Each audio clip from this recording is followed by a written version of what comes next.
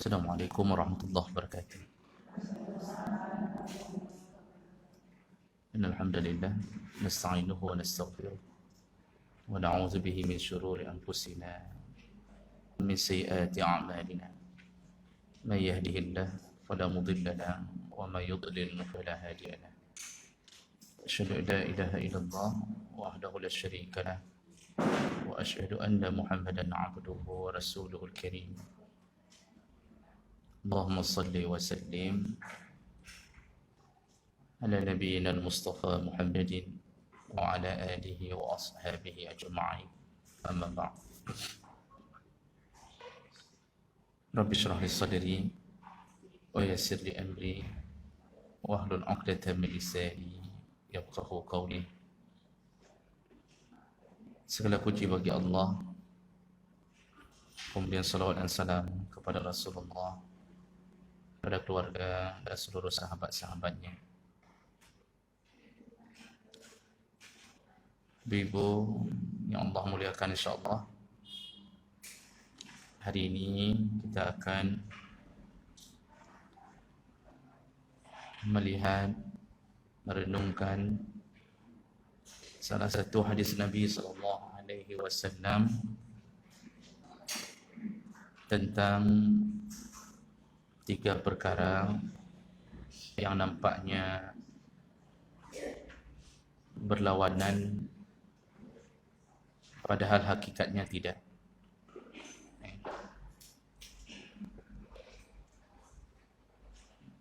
Baik. Dari Abi Hurairah radhiyallahu anhu qala Rasulullah sallallahu alaihi wasallam,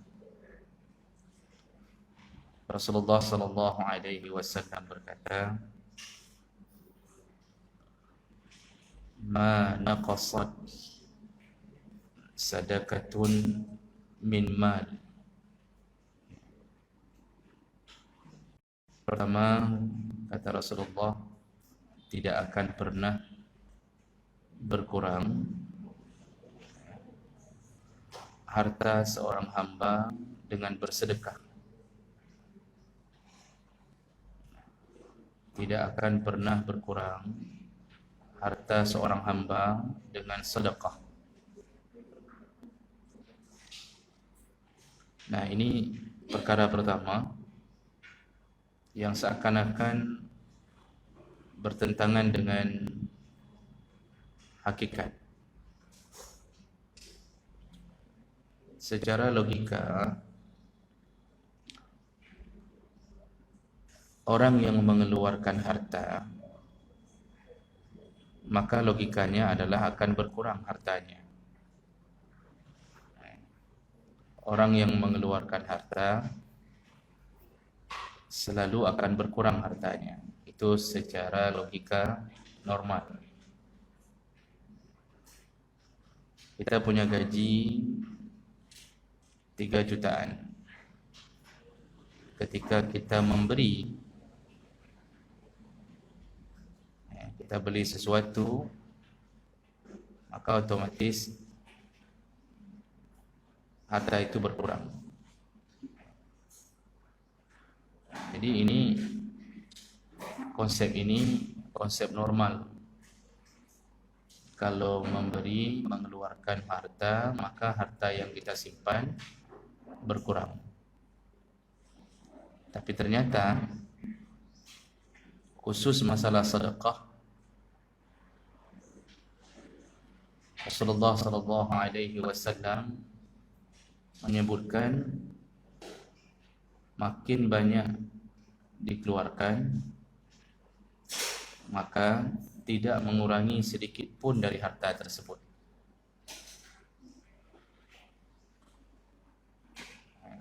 Makin banyak dikeluarkan, semakin banyak balasannya. Berarti ini kan di luar kaidah normal. Di luar kaidah normal. Tadi hukum alamnya, kalau mengeluarkan sesuatu, maka kita akan berkurang harta yang kita simpan.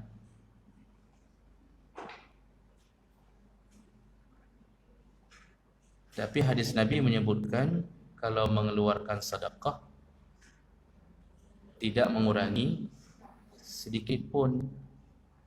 Jadi seakan-akan kebaikan ini berlawanan dengan keadaan normal. Kok bisa? Kenapa bisa orang bersedekah nggak berkurang? Sedangkan kalau niatnya bukan sedekah, dia akan berkurang. Nah, disinilah kita belajar tentang hikmah dan keajaiban sedekah. Orang yang bersedekah sama sekali tidak akan pernah mengurangi hartanya. Kenapa begitu? Yang pertama, yang dia sedekahkan hakikatnya walaupun dia yang mencari, walaupun dia yang berkeringat, tapi hakikatnya adalah itu milik Allah. Jadi yang disedekahkan itu sebenarnya bukan milik orang yang bersedekah, tapi milik Allah Subhanahu wa ta'ala. Makanya ketika Allah mengatakan tentang anjuran untuk bersedekah, Allah mengatakan wa anfiqu mimma razaqnakum. Infakkanlah harta dari rezeki yang kami beri, kata Allah. Infakkanlah harta dari rezeki yang kami beri. Allah kan enggak mengatakan infakkanlah hartamu, tapi Allah mengatakan infakkanlah harta yang punya kami. Itu semua yang kita miliki hari ini itu punya Allah. Jadi jangan merasa bahwa kita ini bergaji karena kepintaran kita. Jangan merasa bahwa kita dapat sebuah pekerjaan karena kita dulu adalah orang-orang yang rajin belajar.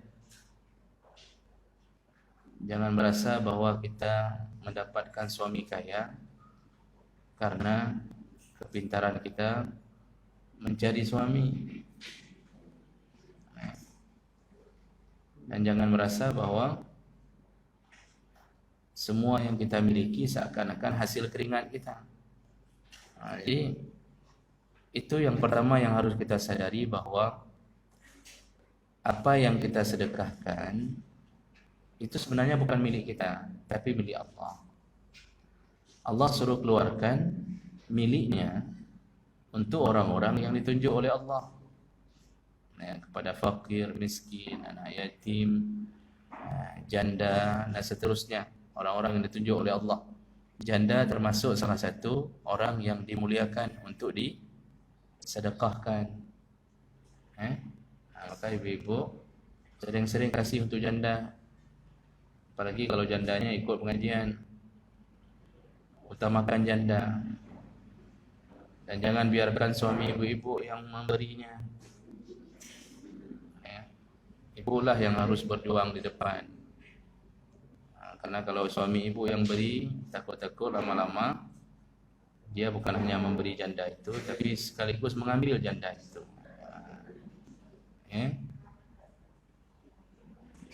Itu yang pertama, hakikat harus kita sadari. Kalau sudah sampai pada hakikat itu, maka kita pasti merasa tidak pernah berkurang harta. Karena pada dasarnya kita tidak punya harta. Kita ini kan dilahirkan dalam keadaan tidak punya. Kalau kata ahli tafsir, kita ini lahir dalam keadaan hina, keluar dari lubang kencing. Itu ahli tafsir yang menyebutkannya. Jadi jangan pernah merasa bahwa ketika lahir kita sudah tidak bawa apa-apa. Bahkan kita ditelanjangkan Allah ketika lahir. Tidak ada modal sedikit pun. Jadi begitu oe-oe, tangisan pertama, baru kemudian kita diberikan sesuatu oleh Allah. Nah, jadi semua yang kita dapat pada hari ini adalah kasih sayang Allah Subhanahu wa taala, bukan sama sekali usaha kita. Nabi Sulaiman alaihi salam mempunyai kerajaan tidak pernah ada sebelumnya, juga tidak akan ada setelahnya. Karena Nabi Sulaiman pernah berdoa kepada Allah memohon kerajaan yang tidak akan ada sebelum beliau dan juga tidak akan pernah ada setelah beliau. Maka kekayaan Nabi Allah Sulaiman itu melebihi kekayaan orang-orang yang pernah ada di dunia dalam lintasan sejarah. Tapi Nabi Sulaiman ketika ditanya tentang kekayaannya, selalu beliau menjawab, hadza min fadli rabbi. Semua kekayaan ini datangnya dari Tuhanku. Ini adalah pemberian Tuhanku. Nah, jadi oleh karena itu jangan ragu-ragu untuk bersedekah. Ya, jadi ibu-ibu jangan merasa bahwa ini capek kita cari kerja. Udah capek cari kerja, capek dapat gaji. Ketika dapat gaji, malah kita keluarkan ke orang. Enak-enak aja orang itu. Dia duduk-duduk udah dapat uang kita. Kita capek. Nah, ini kesalahan yang paling sering terjadi. Nah, jadi yang pertama, kenapa sedekah tidak dianggap akan berkurang? Karena memang pada dasarnya kita tidak punya harta, dan harta itu adalah milik Allah. Yang kedua, kenapa sedekah tidak pernah mengurangi harta? Karena yang kita beri, itulah yang kita tabung sebenarnya. Apa yang kita sedekahkan, itulah yang sebenarnya yang kita simpan. Yang lain, selain daripada sedekah, baik sedekah wajib, seperti zakat, maupun sedekah sunnah, seperti wakaf, hibah, atau hadiah. Selain daripada yang bentuknya sedekah, yang kita belanja menghidupi diri sendiri, itu semuanya bukan tabungan yang abadi. Makanya Rasulullah SAW menyebutkan, apa yang engkau makan berakhir ke tempat pembuangan. Nah, kita kadang-kadang kan suka beli macam-macam. Kita beli es teler, kita campur dengan es poligami. Maka orang yang suka poligami suka teler. Makanan macam-macam, udah mi calu, lalu kita lagi beli yang tidak dicalu. Sehingga semua yang kita habiskan untuk diri kita sendiri, ujung-ujungnya berakhir ke septic tank. Pasti, baik septic tank sendiri maupun septic tank tetangga. Karena biasanya kalau sudah penuh di tempat sendiri, kita mohon izin di tempat tetangga. Jadi semua yang kita belanjakan untuk diri kita sendiri, ujungnya ke sana. Lalu Nabi mengatakan, dan apa yang engkau pakai, maka akan tinggal di lemari pakaianmu. Kita hari ini beli untuk diri sendiri, jilbab, baju gamis, baju apa lagi, baju tank top, baju macam-macam model baju. Ada yang baju batik 30.000, 2 kali pakai tinggal benang.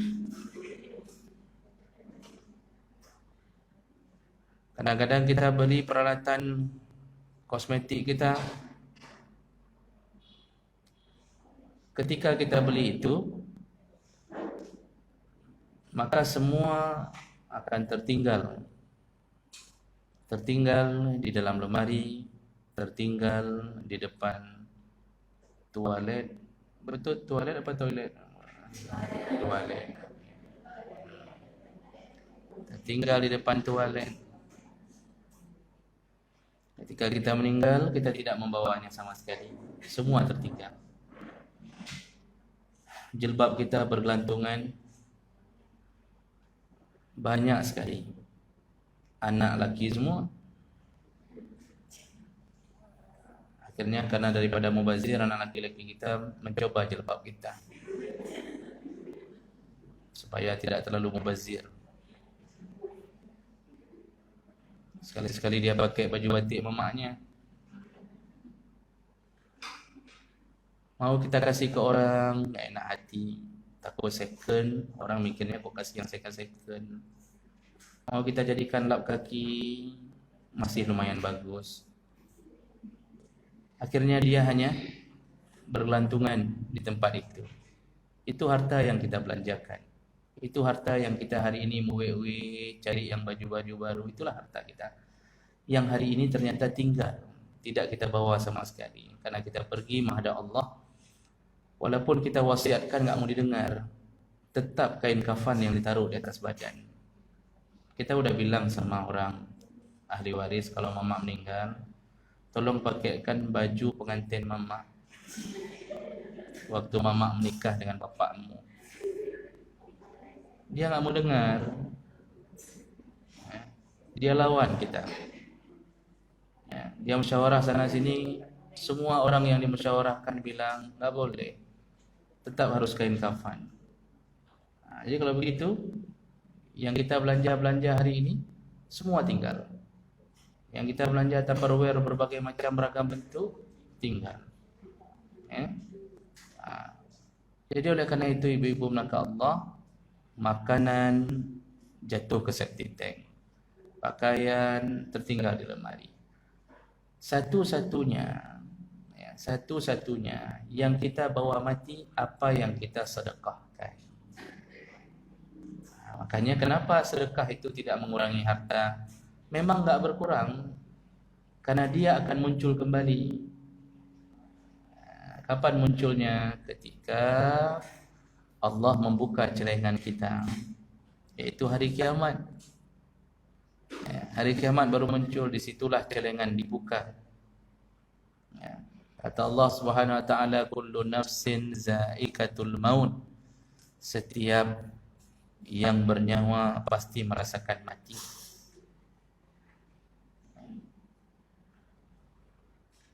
Wa innama tuwaffawna ujurakum yaumal qiyamah.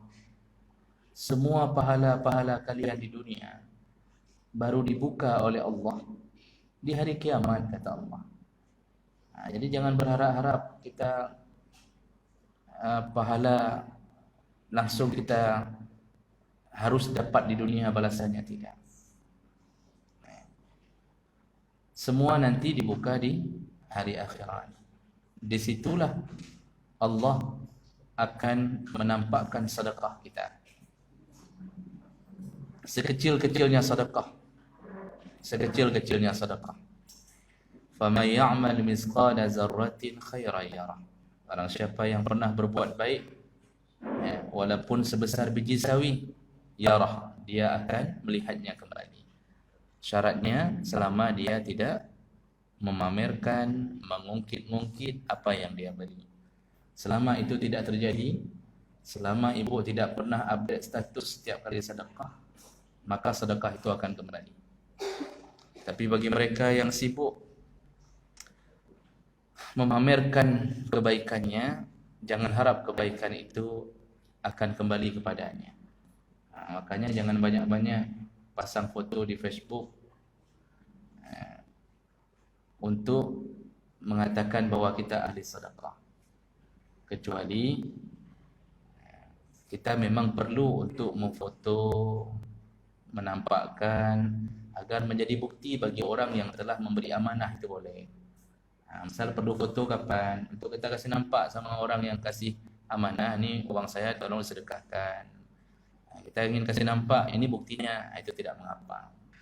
Atau lembaga yang ingin mensyiarkan agar orang banyak-banyak bersedekah melalui lembaga ini, lalu dia kasih nampak foto sedekahnya ke anak yatim, tidak mengapa. Tapi kalau pribadi ibu, kalau pribadi itu jangan suka memamerkan amal sedekah. Kalau pribadi, jadi jangan satu orang kasih, satu orang foto. Habis kasih ke orang miskin, lalu kita selfie dengan orang miskin itu, lalu kita update status, kita tulis, Alhamdulillah ya Allah, hari ini aku telah berjumpa dengan salah seorang hamba-Mu ya Allah, dan aku menolongnya karenamu ya Allah. Kalau bukan karenamu, sungguh aku tidak akan mendatanginya. Semoga engkau memasukkan aku ke dalam surgamu. Itu yang dapat surga apa? Surga ilmu, itu yang dapat.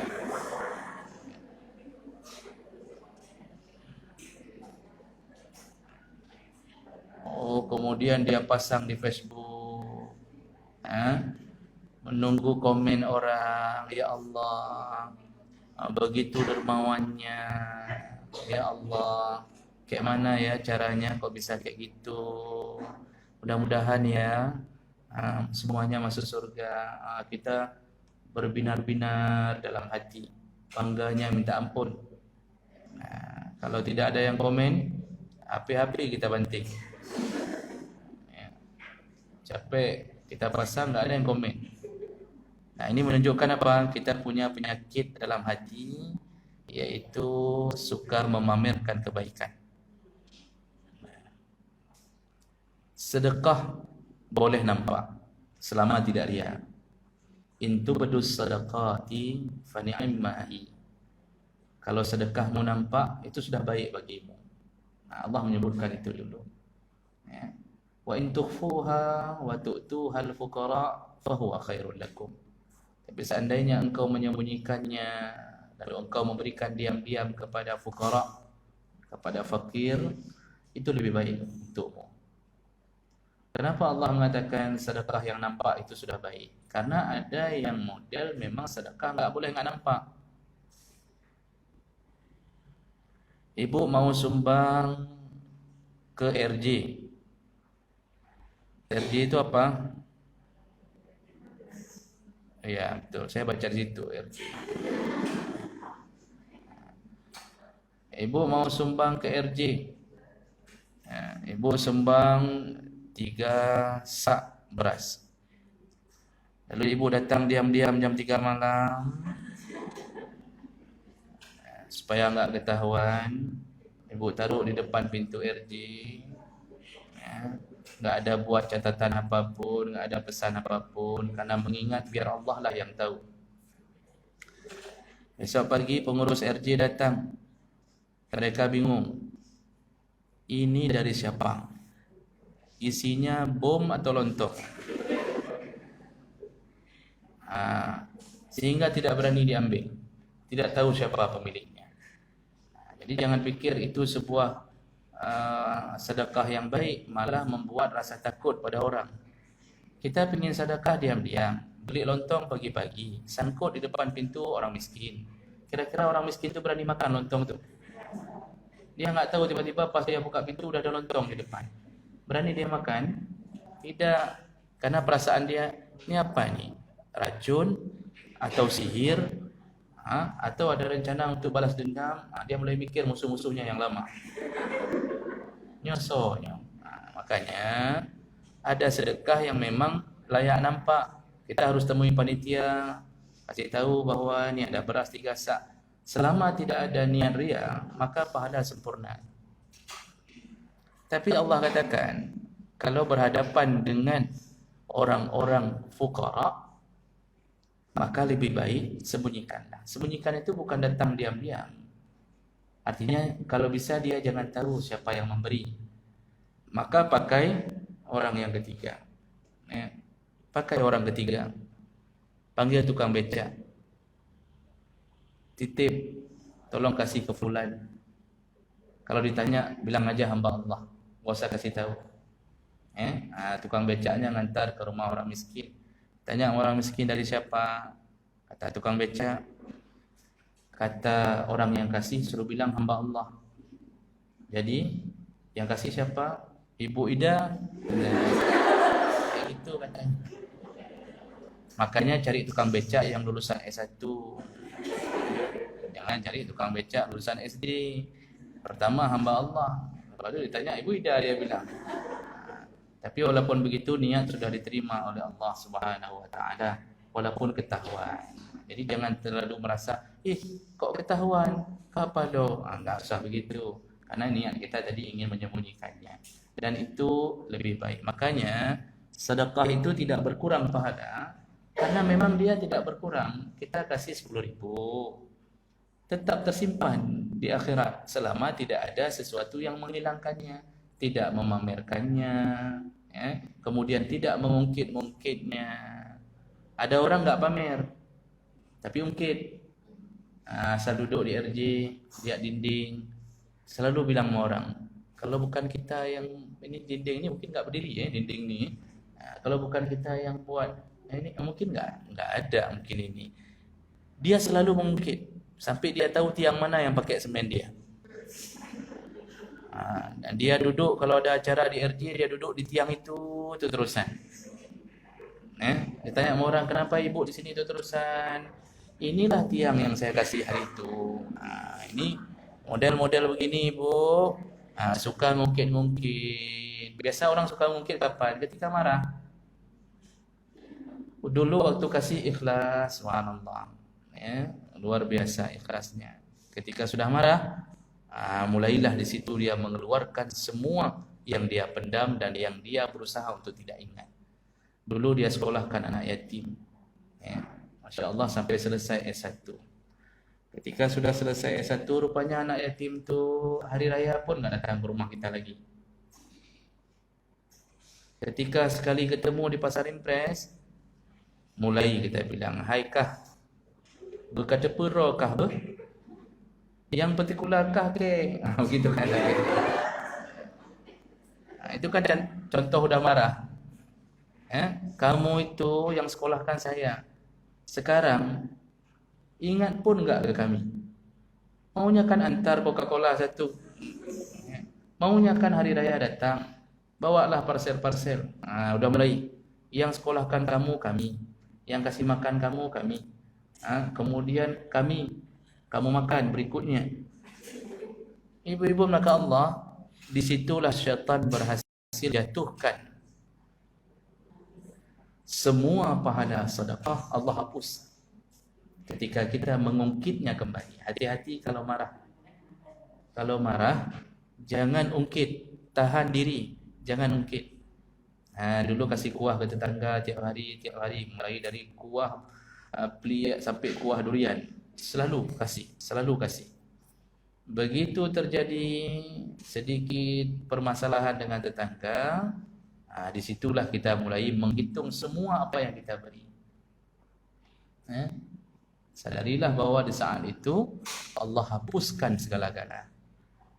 Jadi ini fakta kedua, sedekah tidak akan pernah berkurang karena Allah memang simpan. Sedangkan yang tadi hilang, yang pakaian tadi, makanan tadi, burger, ya, kemudian pizza, itu semuanya hilang. Yang kita sedekahkan tersimpan abadi selama kita tidak menghilangkannya sendiri. Itu fakta kedua. Fakta ketiga, kenapa sedekah tidak akan pernah berkurang bagi mereka yang memberi? Karena kenyataannya di sisi Allah, sedekah itu selalu diberi pahala berkali lipat. Sedekah itu selalu diberi pahala berkali lipat kalau tidak ada unsur-unsur yang menghilangkan pahala tadi, bukan karena riya. Jadi Allah yang menyebutkannya.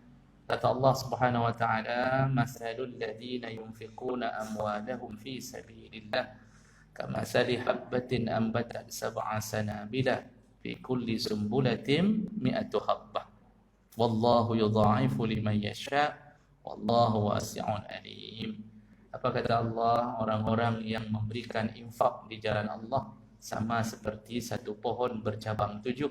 Satu cabang tersebut berbuah 100 atau berbiji 100. Jadi setiap kali dia sedekah, dia mendapatkan pahala 700 kali lipat. 700 kali lipat maksimal. Ingat ibu, maksimal. Minimal berapa? Hadis Nabi menyebutkan al-hasanatu bi'ashri amsalihha. Al-hasanatu bi'ashri amsalihha. Setiap kebaikan balasannya 10 kali lipat. Itu minimal. Jadi kita ini ketika bersedekah, pahala kita minimal 10 kali lipat, maksimal 700 kali lipat. Ibu kasih sumbangan ikhlas karena Allah 10.000. Dalam catatan amal bukan 10.000. Antara 10 sampai 700 kali lipat. Jadi bisa 100.000, 10 kali 10, atau bisa jadi 10.000 kali 700. Berapa? 7 juta. Kapan dia bisa berbeda-beda? Tergantung keikhlasan dan kesukaran. Makin susah, makin besar pahalanya. Susah itu nggak mesti miskin. Walaupun kenyataannya orang miskin bersedekah lebih besar pahalanya daripada orang kaya bersedekah. Orang kaya kasih 50.000, orang miskin pun kasih 50.000. Pahala orang miskin lebih besar daripada pahala orang kaya. Karena bagi orang kaya 50.000 itu sampah. Bagi orang miskin 50.000 itu adalah kebutuhan hidupnya, tapi dia sedekahkan. Bisa jadi nggak mesti begitu konsepnya. Bisa jadi ada hadis Nabi yang menyebutkan tasaddaqu wa anta sahihun. Bersedekahlah di saat engkau sedang sehat, kata Nabi.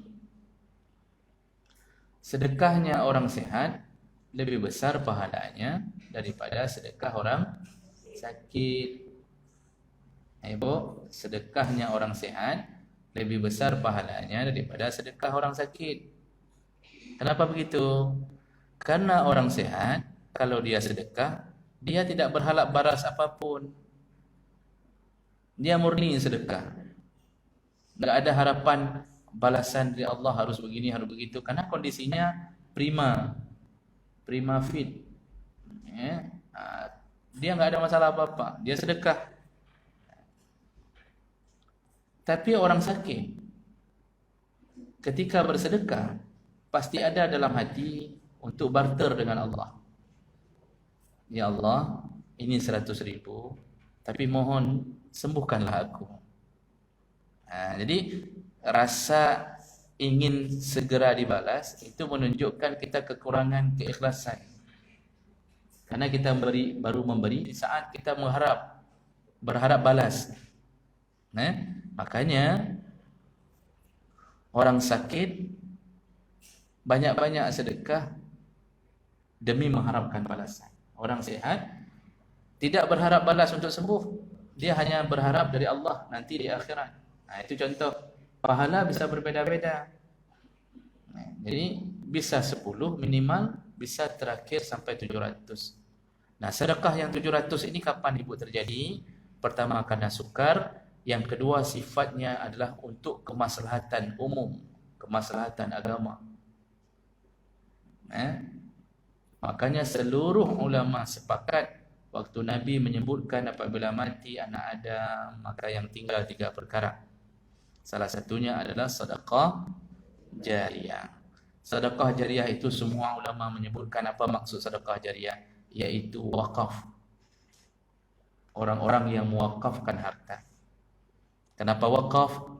Wakaf itu setelah diberi tidak bisa ditarik. Wakaf itu diberi untuk tujuan kemaslahatan umum, bukan untuk pribadi. Maka pahalanya besar sekali. Ibu buat sumur untuk kebutuhan pesantren atau kebutuhan satu kampung yang sedang dilanda paceklik.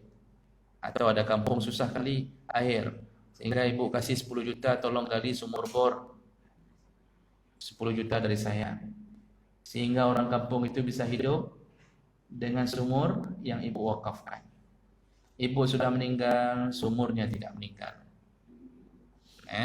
Mengalir air dari sumur itu sampai ke kuburan ibu. Akhirnya banjir, ibu keluar lagi. Itu sampai terus berlanjut ke hari kiamat. Maka banyak-banyak buat sumur. Kalau ada sumur di ladang, orang akan menumpang mandi. Kalau ada jarum di ladang, orang akan terkena kaki. Gitu ibu. Jadi itu contoh sedekah terbaik. Dan ibu-ibu yang dimuliakan Allah, hati-hati, karena ini amal yang tidak akan berkurang harta. Jadi sudah 3 fakta tentang kenyataan. Pertama, harta itu milik Allah, maka dia enggak dianggap berkurang, karena yang kita sedekahkan punya Allah, bukan punya kita. Jadi kita enggak kurang apa-apa. Yang kedua, apa tadi saya bilang bahwa faktanya semua yang kita sedekahkan tersimpan di akhirat. Jadi enggak berkurang sebenarnya. Yang berkurang itu yang kita makan dan kita pakai. Yang ketiga, faktanya semakin banyak sedekah, semakin ikhlas, semakin besar pahala. Jadi dia enggak akan berkurang. Semuanya nanti akan kembali kepada kita. Jadi yang hari ini program nasional Mari Menabung, itu tabungan nasional yang dulu dicanangkan oleh Soeharto. Kan di televisi dulu selalu iklannya Mari Menabung. Nabung-nabung akan membuat masa depan cerah. Itu kan diiklankan masa-masa kita itu dulu, Ibu. Sekarang udah kurang karena tabungan kita diambil semua. Tabungan haji diambil, tabungan pajak diambil. Dulu masa Soeharto Mari Menabung. Itu semua masa Soeharto beli celengan. Ada celengan mirip Soeharto, ada celengan mirip, ada mirip ayam, ada yang mirip telur ayam. Nah, macam-macam. Dulu kan itu dunia kita. Beli celeng, taruh di bawah ranjang. Udah hampir penuh, hilang. Nah, itu menabung itu ujungnya yang kita pikirkan apa? Orang tua mengatakan nak nabung, nanti kalau udah penuh, kita beli sesuatu. Kita beli apalah untuk kamu nanti, beli sepeda lah. Dulu sepeda masih lurus semua, belum ada yang bisa dilipat. Jadi semua akhirnya buka tabungan untuk diri sendiri. Itu sama sekali tidak ada pahalanya, karena ujung-ujungnya ternyata untuk diri sendiri.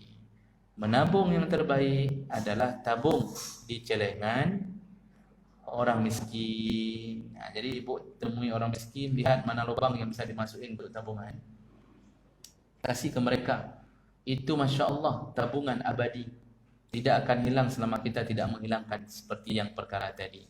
Ini kenapa Nabi menyebutkan tidak akan berkurang sedekah, tidak akan berkurang harta seorang hamba dengan sedekah. Padahal tadi konsep awal kita, kalau keluarkan uang pasti berkurang. Ternyata amalan sedekah tidak pernah mengurangi harta kita. Yang ada bertambah. Tambahannya dari Allah. Cuma kadang-kadang begini, kalau Allah ingin balas di dunia tambahan itu enggak mesti ketika kita pagi kasih ke salah seorang orang miskin 10.000, lalu nanti kita berharap mungkin sore udah dibalas sama Allah 10 kali lipat. Kita tunggu depan pintu, mudah-mudahan ada yang kasih 100.000. Tidak mesti begitu. Mungkin bisa jadi kita tunggu-tunggu sampai malam enggak ada yang kasih. Kita belum memahami cara Allah membalas. Walaupun kejadian seperti tadi terjadi, Allah kalau mau buat begitu juga bisa. Dulu seorang pengemis perempuan datang kepada Aisyah radhiyallahu anha. Lalu kemudian dia meminta sesuatu. Waktu itu sedang puasa sunnah. Dia minta sesuatu untuk makan. Lalu Aisyah melihat cuma tertinggal 1 kerat roti. Sekerat roti. Dan itu disimpan untuk berbuka puasa. Begitu dulu keadaan orang-orang. Tapi Aisyah melihat perempuan itu, dia timbul iba. Lalu dia bilang sama budak perempuannya, ambil roti itu, kasih. Sempat budak perempuan yang mengatakan, wahai ummul mukminin, kalau kita kasih ini, engkau nanti buka puasa dengan apa? Kata Aisyah, kasih saja. Dikasihlah. Pagi dikasih, sore ketika mau buka puasa, tiba-tiba ada sahabat yang mengirimkan ke rumah Aisyah kambing yang sudah dimasak. Dikasih satu roti, sore dapat kambing. Itu ada kejadian itu dan Allah bisa buat itu. Allah bisa buat, hak Allah untuk membuat itu. Kadang-kadang kita pagi kasih kambing, sore dapat roti. Juga bisa terjadi. Jadi jangan pikir hanya itu cara balas Allah. Allah kalau membalas kebaikan sedekah itu dari berbagai cara. Kadang-kadang begini Bu, kita ahli sedekah. Alhamdulillah suami kita ahli sedekah. Kita pun ahli sedekah. Kita sedekahkan uang suami. Kalau uang sendiri kita tak mau sedekah. Kadang-kadang ada yang model begitu. Tapi okeylah, itu masih baik. Karena orang tua suka bersedekah, Allah enggak balas dengan gaji naik, sertifikasi dapat 3 kali lipat, enggak. Sampai kena tunjang di mana-mana, enggak. Ya, tidak. Bagaimana cara Allah balas? Dia buat anak kita pintar. Jadi anak kita pintar-pintar. Dapat beasiswa semuanya.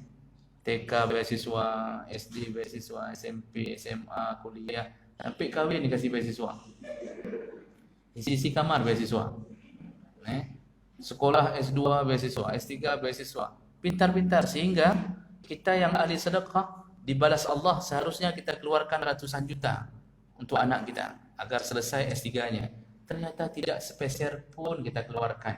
Allah tolong dengan kepintarannya. Padahal kita ranking 45. Bapaknya ranking 46.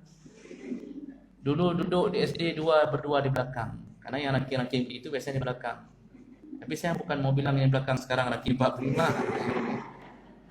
Jadi kita tahu diri, kita sampai hari ini nggak bisa hafal matematika, nggak bisa hafal kali-kali, disuruh bagi salah-salah terus. Tapi kalau dapat pembagian benar terus.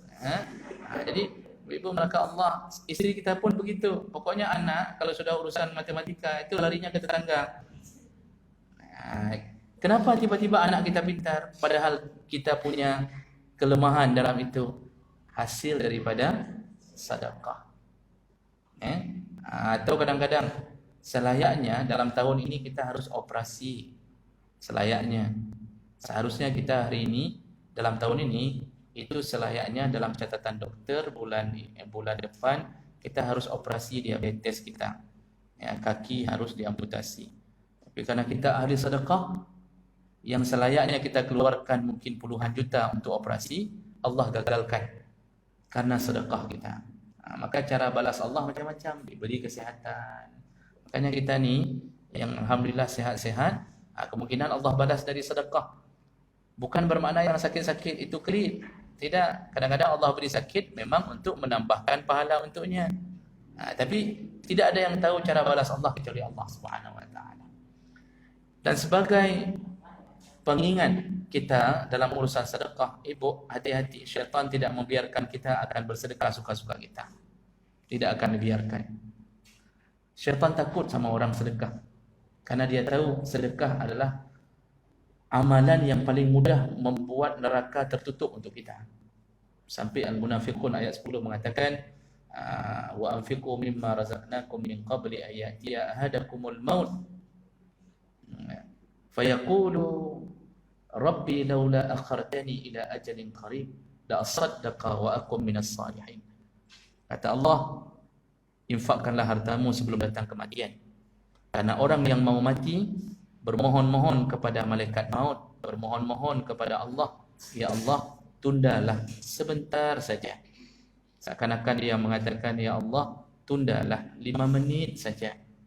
Biarkan bibir ini kembali bersuara untuk memanggil anak, nak, tolong emas mama di dalam laci yang sebelah kanan, dalam lemari, tolong sedekahkan.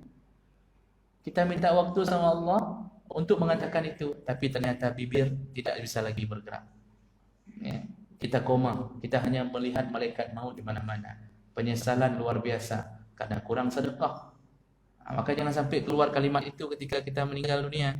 Sebelum itu terjadi, bersedekahlah banyak-banyak. Bersedekahlah banyak-banyak. Jangan sampai kita mengatakan, tolong sebentar ya Allah, saya mau. Jangan bilang itu. Karena orang yang ahli sedekah tidak akan mengatakan itu. Sudah puas dia bersedekah ke orang tuanya. Dia sedekah untuk orang-orang yang ditunjuk Allah. Ibu, hati-hati, syaitan tidak akan membiarkan kita suka-suka melakukan itu. Karena syaitan tahu kalau orang yang ahli sedekah susah masuk neraka. Rasulullah berkata, ittaqun nara walau bisyaqqi tamrah. Tutuplah, kata Allah, atau hindarilah dirimu dari api neraka dengan bersedekah walau sebutir kurma. Sebutir kurma saja itu bisa menutup pintu neraka untuk kita. Sebutir kurma, syaratnya ikhlas, dan kurmanya harus ajwa. Kurma-kurma di samping yang jualan 5.000 2 kilo itu ibu, campur-campur dengan debu, itu ibu juga bermasalah. Kenapa pilih yang terburuk? Dan tanadul birra hatta tunfiqu mimma tuhibbun. Engkau tidak akan menerima kebaikan dari Allah sampai engkau memberikan yang paling engkau cintai. Ada orang di rumah ajwa sukari, kasih ke menasah yang keras-keras itu, kurma-kurma kek-kekwa. Kau tahu kurma kek-kekwa? Dulu kan ada Honda kek-kekwa. Ini kurma juga gitu, kurma murah-murah meriah. Nah, jadi ini yang kita kasih, ini menunjukkan kita tidak ikhlas kepada Allah Subhanahu wa taala. Sudah? Nah, kemudian ibu, satu perkara yang perlu kita tekankan kembali. Syaitan tidak akan membiarkan kita suka-suka bersedekah. Ingat-ingat ayat Allah. Allah mengatakan, innama ya'idukumus syaitan al-faqra. Innama syaitan ya'idukumul faqra wa ya'murukum bil fahsya. Wallahu ya'idukum maghfiratan minhu wa fadla. Wallahu wasi'un alim. Kata Allah, syaitan itu akan terus-terusan membuat kamu atau menakut-nakuti kamu dengan kefakiran. Sedangkan Allah memberikan kamu jalan rahmat, maghfirah. Jadi syaitan bagaimana cara dia menipu kita agar kita jarang bersedekah? Dia bisikkan di hati kita takut miskin, perasaan takut miskin. Jadi ketika kita mau sedekah, dia segera bisik, jangan. Kalau kamu sedekah, kayak mana kamu mau bayar SPP anakmu? Kalau kamu sedekah, itu garasi belakang kapan mau buat? Kalau kamu sedekah, itu Tupperware yang belum terbaru kapan mau beli?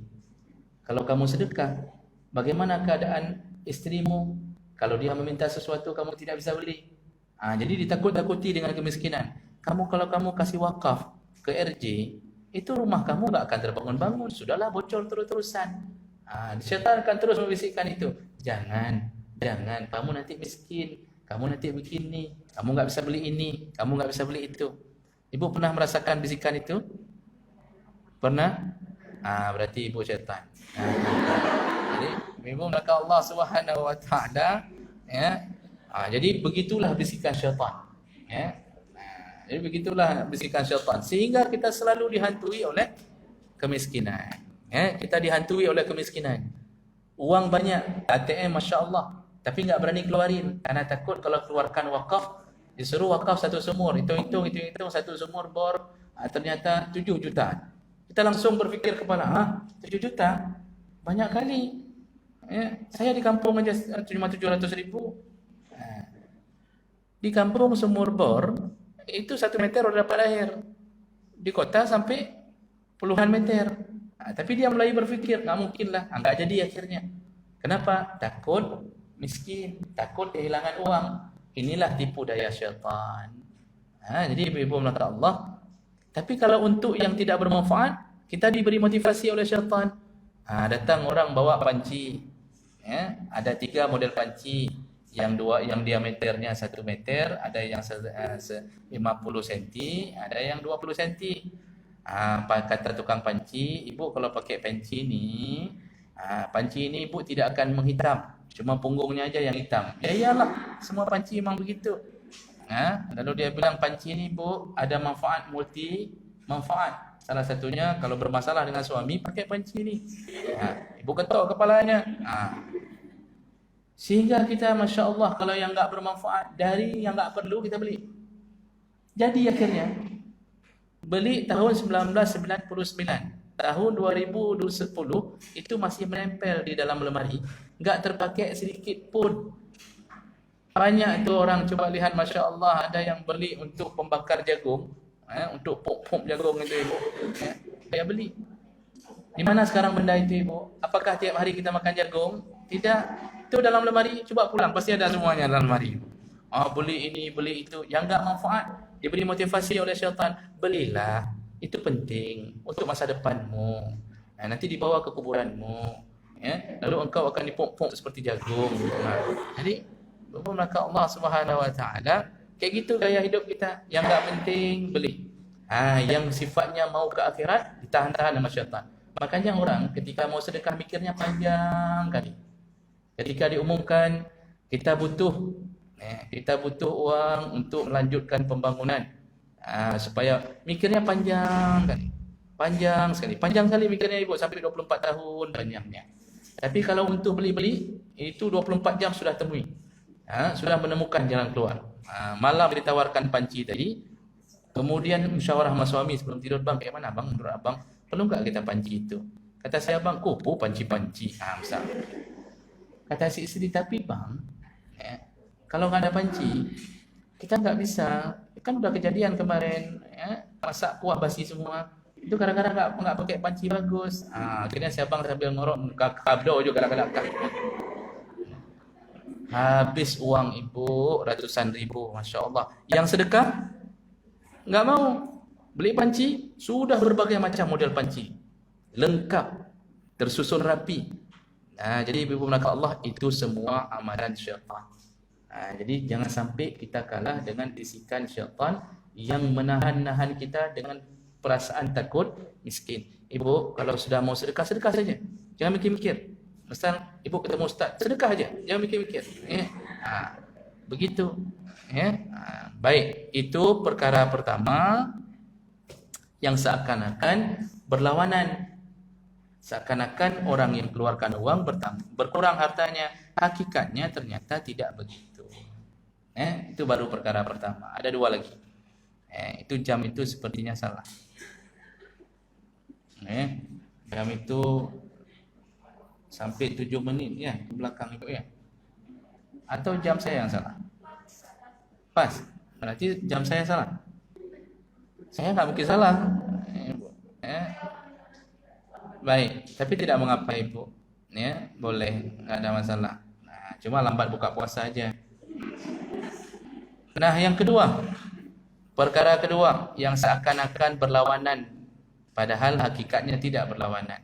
Apa yang kedua? Rasulullah menyambung, wa ma zadallahu 'abdan ya'fu illa 'izza. Kata Allah, ketika seorang hamba memaafkan saudaranya, maka dia akan mendapatkan kemuliaan dari Allah. Ini kan konsep dasarnya apa? Kalau memaafkan, kesannya kan hina, seakan-akan kita lemah. Ini ada orang buat masalah dengan kita. Kalau kita maafkan, maka kesannya kita ini kan orang lemah, orang enggak sanggup menegakkan perlawanan terhadap dia. Makanya syaitan akan mengatakan, "Oh, usah dimaafkan, nanti dikira kamu kalah." Kan kesannya kalau memaafkan kita kalah. Ini kita sudah berdebat-debat dengan dia nih. Sampai dia marah-marah ke kita, dicacinya kita. Padahal kita berada di pihak yang benar, dicacinya kita. Di saat itu, ketika kita mengatakan kepada orang, ya sudahlah, enggak apa-apa, sudah saya maafkan, enggak apa-apa, biar aja udah. Orang akan mengatakan, bangai tak ibunya, kasih gitu. Masa dikeun-keun UBB naik? Itu terjemahannya apa? Bodoh kali ibu ni. Masa udah apa-apa dibilang tu ibu, kok kayak gitu aja maafin? Bawa ke pengadilan. Jangan kayak gitu urusannya. Nampak kali bodoh kita kalau maafin. Kan begitu hakikatnya ibu. Kita kalau sudah maafkan, seakan-akan kita bodoh, lemah, nggak sanggup melawan. Seakan-akan kita tidak punya harta untuk sewa pengacara, walaupun begitu sebenarnya, kan? Jadi ini hakikat yang dipikirkan manusia. Tapi ternyata di sisi Allah, orang yang memaafkan kesalahan saudaranya, ternyata zadallahu izzah. Malah Allah menambahkan untuknya izzah, kemuliaan. Rupanya makin rendah di pandangan manusia, makin tinggi di hadapan Allah Subhanahu wa taala. Makanya Rasulullah sallallahu alaihi wasallam akhlaknya salah satunya adalah beliau begitu mudahnya memaafkan orang yang melakukan kesalahan untuknya. Sampai kesalahan terberat. Pamannya Hamzah bin Abdul Muttalib, yang orang yang dia kasihani, yang dia sayangi, dan sekaligus yang dia banggakan, dikenal dengan gelar Asadullah, singa Allah kalau di medan perang, dibunuh oleh seorang budak hitam bernama Wahsy, dan dibunuhnya pun dengan cara tidak jantan, ditombak dari belakang, kemudian tubuhnya dicabik-cabik oleh perempuan bernama Hindun. Ibu jangan kasih nama anak Hindun, takut ibu dicabik-cabik. Tapi itu Hindun yang dulu, Hindun sekarang tidak. Maka Allah, Rasulullah sakit perasaannya melihat jenazah pamannya, sampai beliau menangis melihat keadaan pamannya. Setelah berlalu beberapa tahun, beliau didatangi oleh Wahsy ini, oleh si budak ini, ingin menyatakan keislamannya. Apa kata Rasulullah? Bersyahadatlah, lalu tolong jangan perlihatkan dirimu lagi di hadapanku. Kami telah memaafkanmu, Allah sudah lebih dahulu memaafkanmu. Jadi tapi tolong setelah ini jangan nampakkan dirimu lagi di hadapanku. Karena Rasulullah terkenang tentang pamannya yang begitu mulia tapi tercabik begitu saja. Tapi beliau tidak mencaci Wahsy, beliau maafkan. Jadi sampai pada detik tersakit pun beliau mencoba memaafkan orang. Dan itu banyak sekali kejadian-kejadian Rasulullah dulu dilempar dengan tai lembu, tai unta. Tapi semua yang lempar-lempar itu ada sebahagiannya masuk Islam. Khalid bin Walid, panglima perang di perang Uhud, dia yang paling banyak bunuh orang Islam sebelum dia menjadi Islam. Dimaafkan begitu saja oleh Rasulullah. Walaupun dia tahu sahabatnya hilang di tangan Khalid bin Walid. Ketika Imam Ahmad bin Hanbal disiksa dalam penjara dari setengah umurnya disiksa, 30 tahunan, hanya gara-gara beliau mempertahankan Al-Quran bukan makhluk Allah. Al-Quran itu kalam Allah. Waktu itu 3 periode dipimpin oleh Mu'tazilah di Bani Abbas ya.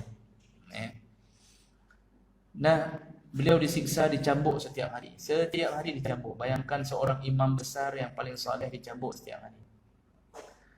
Setelah keluar dari penjara, beliau sakit-sakitan hasil daripada siksaan tersebut. Hasil daripada siksaan sakit-sakitan. Tapi ketika beliau mau meninggal dunia, beliau berpesan kepada anaknya beliau bernama Abdullah. Dia mengatakan, anakku, sampaikanlah kepada orang-orang nanti yang bermasalah denganku, yang menyiksaku di penjara, aku telah memaafkan mereka. Kata Imam Ahmad bin Hanbal.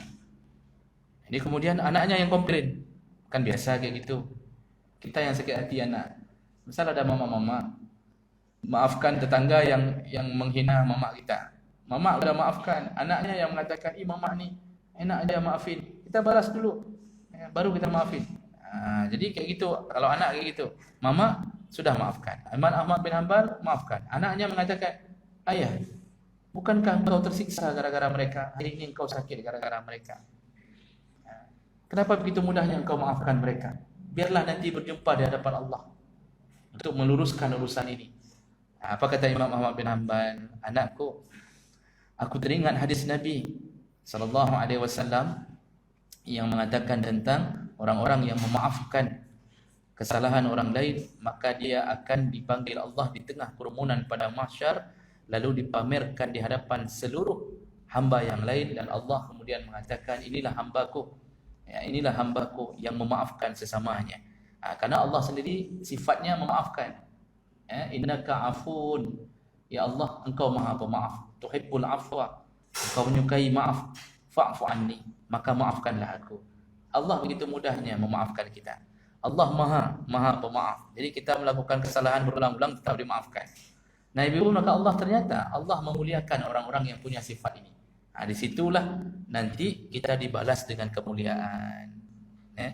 Jadi orang yang suka memaafkan orang di dunia mulia, di akhirat pun mulia. Kayak mana mulia di dunia, ibu?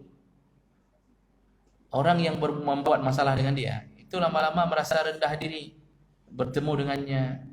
Kita sudah sakiti orang. Ini misal kita sakiti orang dengan cercaan, cacian, lalu kita sakit, tipus DBD contoh, kita sakit, tiba-tiba datang orang yang kita caci, mengunjungi kita. Kira-kira bagaimana perasaan kita waktu itu, ibu? Rasanya subhanallah, malunya minta ampun. Orang yang kita caci mendatangi kita bawa amplop lagi.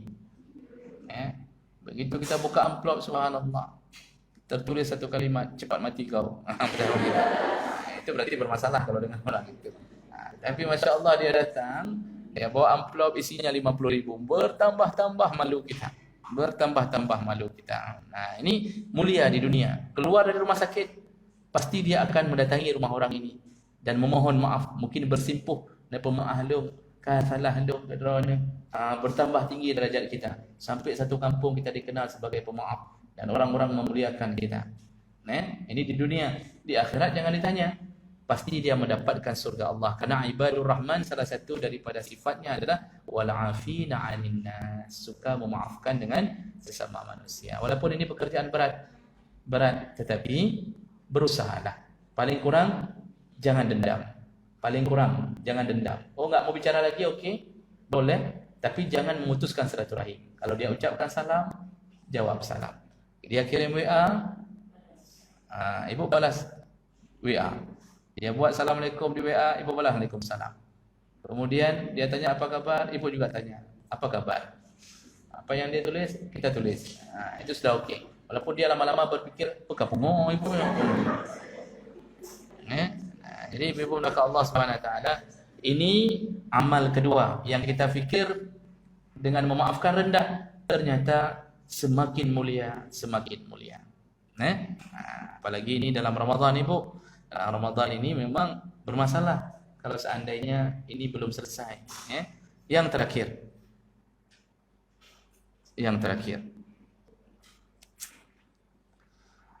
Rasulullah menyambung amalan yang ketiga yang dikira orang berlawanan dengan hukum alam, tapi ternyata tidak. Wa ma tawadha'a ahadun lillahi illa rafa'ahu Allah. Kata Rasulullah, apabila seseorang bersikap tawadhu', seseorang yang bersikap tawadhu', maka kalau tawadhu'nya karena Allah, Allah yang akan angkat derajatnya. Ini kan seakan-akan berlawanan begini. Kalau kita sikap tawadhu', dikira orang, kita orang yang tidak mampu. Tawadhu' itu ibu bisa terlambangkan pada sikap, pada pakaian, pada harta benda hari-hari. Jadi orang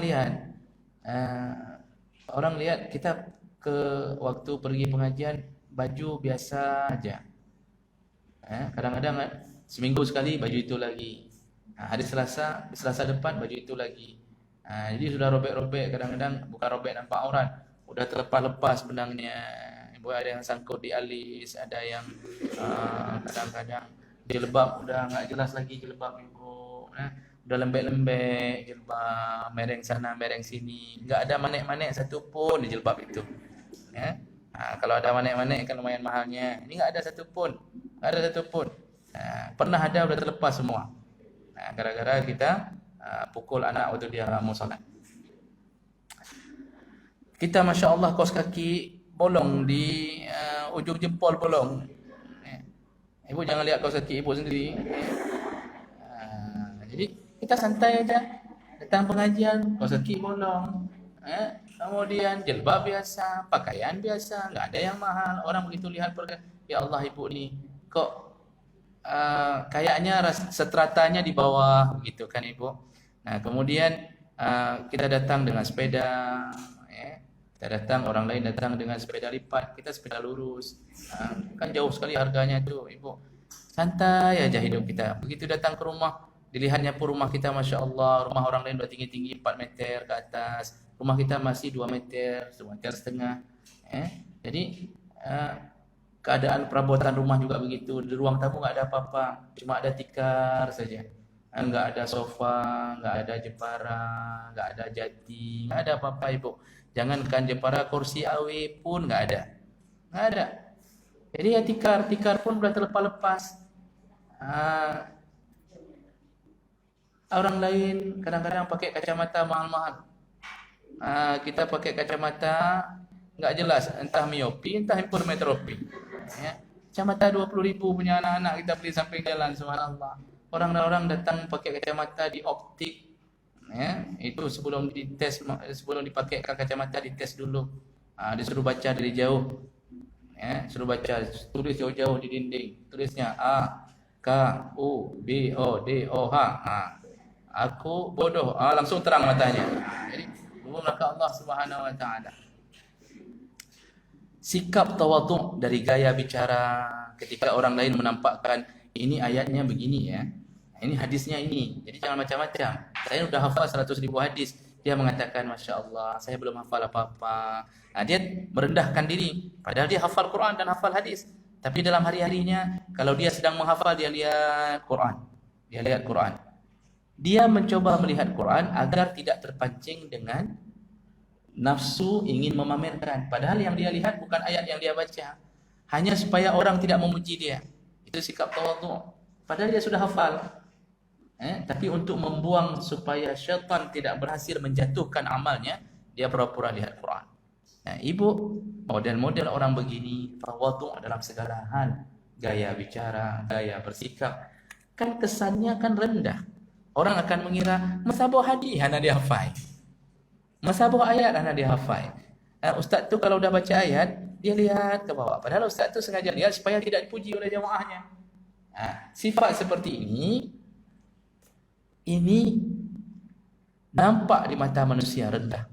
Padahal di sisi Allah dia adalah orang-orang yang paling tinggi derajatnya. Karena dia hanya ingin menunjukkan di hadapan Allah tentang yang aslinya. Dia tidak ingin membuat orang lain terpana dengannya. Jadi ibu, ini sikap ini berlawanan, seakan-akan orang rendah, padahal ternyata di sisi Allah rafa'ahullah, dia orang yang ditinggikan derajatnya. Maka coba lihat Nabi ibu. Nabi tawadhu'nya, mengajarkan tawadhu' itu luar biasa. Nabi tidak ada kulkas di rumah. Ibu pernah lihat, ada dengar hadis Nabi pernah punya kulkas? Tidak. Nabi enggak pernah simpan makanan di rumah. Pulang, Aisyah ada makanan? Tidak ada. Kalau begitu aku puasa saja. Aisyah datang orang miskin, yang ada sebutir kurma, 1 roti, enggak ada.